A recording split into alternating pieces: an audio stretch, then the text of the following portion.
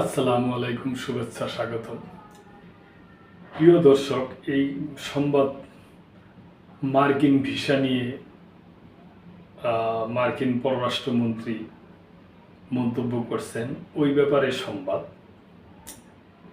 আমেরিকার ভিসা পাওয়ার যোগ্য কারা জানালেন মার্কিন পররাষ্ট্রমন্ত্রী। মার্কিন ভিসা নীতি নিয়ে নিজেদের কঠোর অবস্থান পুনর্ব্যক্ত করছেন যুক্তরাষ্ট্রের পররাষ্ট্রমন্ত্রী মার্কো রুবিও। তিনি বলেছেন, মার্কিন ভিসা সংরক্ষিত একটি বিশেষ অধিকার।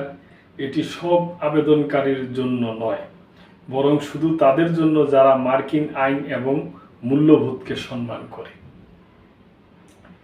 ফক্স নিউজের এক সম্পাদকীয়তে ভিসা যোগ্যতা এবং জাতীয় নিরাপত্তার ক্ষেত্রে ডোনাল্ড ট্রাম্প প্রশাসনের আপোষহীন দৃষ্টিভঙ্গির রূপরেখা তুলে ধরছেন রুবিও। গেল জানুয়ারিতে ক্ষমতায় আসার পর থেকে প্রেসিডেন্ট ট্রাম্প বহু বিদেশি শিক্ষার্থীকে নিজ নিজ দেশে ফেরত পাঠিয়েছেন, অনেকের ভিসা বাতিল করেছেন এবং ফিলিস্তিনপন্থী বিক্ষোভের জন্য বিশ্ববিদ্যালয়গুলোকে ফেডারেল তহবিল হ্রাসের বিষয়ে সতর্ক করেছেন।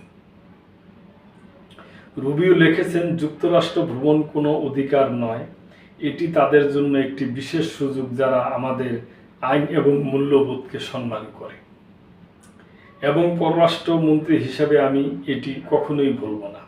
2011 থেকে 2025 সাল পর্যন্ত মার্কিন সিনেটে ফ্লোরিডার প্রতিনিধিত্ব করা রুবিও তার বর্তমান ভূমিকা গ্রহণের আগে বলেন, অভিবাসন ও জাতীয়তা আইন অনুসারে এলিয়েন যারা সন্ত্রাসবাদের প্রচার বা সমর্থন করে, যার মধ্যে হামাসের মতো সন্ত্রাসী সংগঠনগুলোকে সমর্থন করা অন্তর্ভুক্ত, তারা মার্কিন ভিসার জন্য অযোগ্য।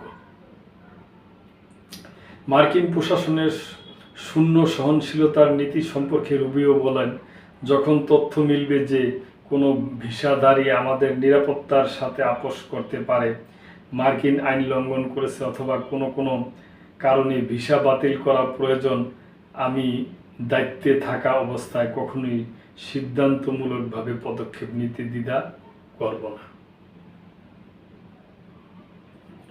মার্কিন ভিসা কোনো অধিকার নয়, বরং একটি বিশেষ অধিকার যা তাদের জন্য সংরক্ষিত যারা মার্কিন যুক্তরাষ্ট্রকে আরও উন্নত করে এবং দেশকে ভেতর থেকে ধ্বংস করার চেষ্টা করে না। এই বার্তা দিয়ে লেখা শেষ করেন মার্ক রুবিও। দর্শক, এটা মার্কিন যুক্তরাষ্ট্রের পররাষ্ট্রমন্ত্রী তাদের ভিসা নীতি সম্বন্ধে এবং তাদের দেশের মূল্যবোধ, তাদের দেশের নিয়ম কানুন এবং এই সমস্ত ব্যাপারে বলছেন। তো এই জন্য সংবাদটা আপনাদের সাথে শেয়ার করলাম। তো আজকে এই পর্যন্তই। ভালো থাকবেন, সাবস্ক্রাইব করে চ্যানেলটির পাশেই থাকবেন। শুভ বাংলা নববর্ষ 1432। আল্লাহ হাফেজ।